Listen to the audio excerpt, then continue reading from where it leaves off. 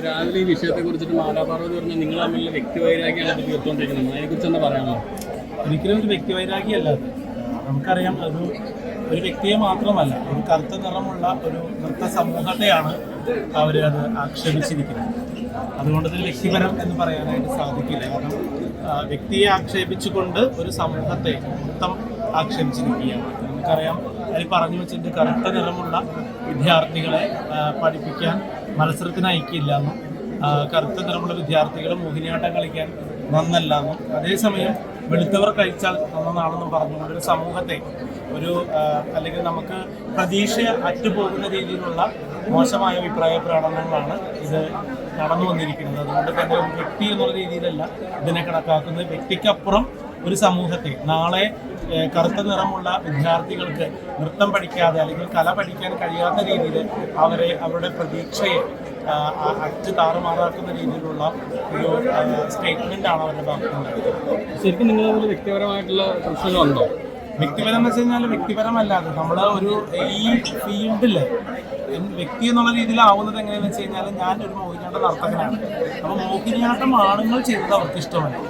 അപ്പോൾ ആ മോഹിനിയാട്ടത്തിൽ ഒരു PhD പ്രബന്ധവും അതുപോലെ തന്നെ ഇത്രയും വിദ്യാഭ്യാസവും നേടുന്ന ഒരു വ്യക്തിയാണ് ഞാൻ.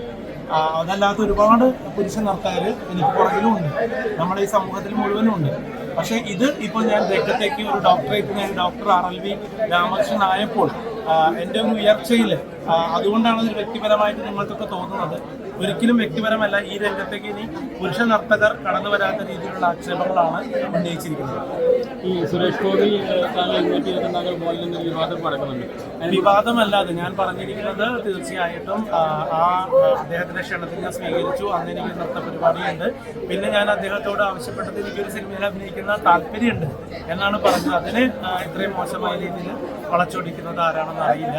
ഞാൻ എൻ്റെ ആഗ്രഹമാണ് പറഞ്ഞത്. രണ്ട് കാര്യങ്ങളാണ് അദ്ദേഹത്തോട് ഞാൻ ആവശ്യപ്പെട്ടത്. ഒന്ന്, CCRTയുടെ സീനിയർ ഫെലോഷിപ്പ് മുടങ്ങി കിടക്കുന്നുണ്ടായിരുന്നു. അപ്പോൾ ദേശീയ തലത്തിൽ അത് പറയുന്നതിന് വേണ്ടിയിട്ടാണ് അതൊന്ന് എത്രയും പെട്ടെന്ന് അനുവദിച്ച് തരണമെന്ന് പറഞ്ഞു. ആ ഫെലോഷിപ്പിൻ്റെ തുക, മുടങ്ങി കിടക്കുന്ന തുക തരണമെന്ന് പറഞ്ഞു. ഒന്ന്, പിന്നീട് പറഞ്ഞു നൃത്തത്തിൽ നമുക്ക് അവസരങ്ങളുണ്ടാവും, അതോടൊപ്പം തന്നെ ഒരു ചാൻസ്, അതായത് ചേട്ടനോടൊപ്പം നിന്ന ഒരു സഹപ്രവർത്തകൻ അല്ലെങ്കിൽ ചേട്ടൻ്റെ കൂടെ അഭിനയിച്ച ഒരു നടൻ അല്ലെങ്കിൽ സഹപ്രവർത്തകൻ എന്ന നിലയിലാണ് അദ്ദേഹത്തോട് ഞാനത് ആവശ്യപ്പെട്ടത്. അതിനെ ഈ രീതിയിൽ എങ്ങനെ ആക്കുമെന്ന് ഞാൻ പ്രതീക്ഷിച്ചില്ല. ഈ മലയാള സിനിമയിൽ നിന്ന് ആരെങ്കിലും വിളിച്ച് താങ്കൾക്ക് പിന്തുണ അറിയിച്ചിരുന്നു? തീർച്ചയായിട്ടും ഒട്ടനവധി പേര്, ഒരുപാട് പേര് നമ്മളെ പിന്തുണ അറിയിച്ചിട്ടുണ്ട്. കാരണം ഇതൊരു കേവലം ഒരു വ്യക്തിയുടെ കാര്യമല്ലാത്തത് കൊണ്ടാണ്. ഒരു വ്യക്തിയുടെ ആണെങ്കിൽ എനിക്ക് ഇത്രയും സപ്പോർട്ട് കിട്ടില്ല, അത് എൻ്റെ പേഴ്സണൽ കാര്യം. പക്ഷെ ഒരു സമൂഹത്തിൻ്റെ മൊത്തം പ്രശ്നമായതുകൊണ്ടാണ് സമൂഹ മാധ്യമങ്ങളും എല്ലാവരും ഇത് ഒറ്റയടിക്ക് ഹൃദയത്തിലേക്ക്.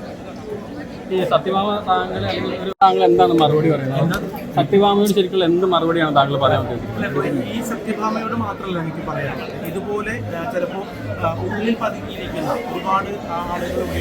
അപ്പോൾ നാളെ ഇത്തരത്തിലുള്ള ഒരു സ്റ്റേറ്റ്മെന്റുകൾ ഒരിക്കലും ഇറങ്ങാൻ പാടില്ല. അല്ലെങ്കിൽ ഇനി സമൂഹത്തോട് ആദ്യം തന്നെ ഇവിടുത്തെ അധ്യാപകരായാലും അല്ലെങ്കിൽ മറ്റേത് രീതിയിലായാലും ഇത്തരത്തിലൊരു ബാഡ് മെസ്സേജ് നമുക്ക് ഉണ്ടാവാൻ പാടില്ല. കാരണം കല എന്ന് പറയുന്നത് സർഗ്ഗപ്രതിഭയാണ്. അത് നമ്മുടെ മനുഷ്യരുടെ കഴിവാണ്, ജന്മന കിട്ടുന്നൊരു കഴിവാണ്. അതുകൊണ്ട് തന്നെ അതിനെ വ്രണപ്പെടുത്തുന്നത് ശരിയല്ല. അതുകൊണ്ട് ഇത്തരത്തിലുള്ള ചിന്താഗതിയുള്ള സമൂഹത്തിന് എല്ലാവർക്കും വേണ്ടിയിട്ടുള്ള ഒരു പാഠമായിട്ടാണ് ഈ അവസ്ഥയെ നമ്മൾ കണക്കാക്കുന്നത്.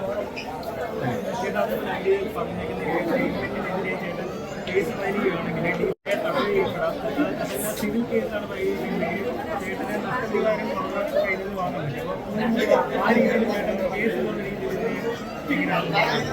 തീർച്ചയായും നമ്മളെ നിയമപരമായി പറഞ്ഞില്ല. അതുപോലെ തന്നെ നിയമപരമായി തന്നെ നേരിടും. ഈ ഒരു പ്രശ്നത്തിന് മുൻപിൽ എന്തൊക്കെ പരിധിയിൽ വരുമോ ആ പരിധി അനുസരിച്ചുള്ള നിയമ നടപടികളിലേക്ക് നേരിടും.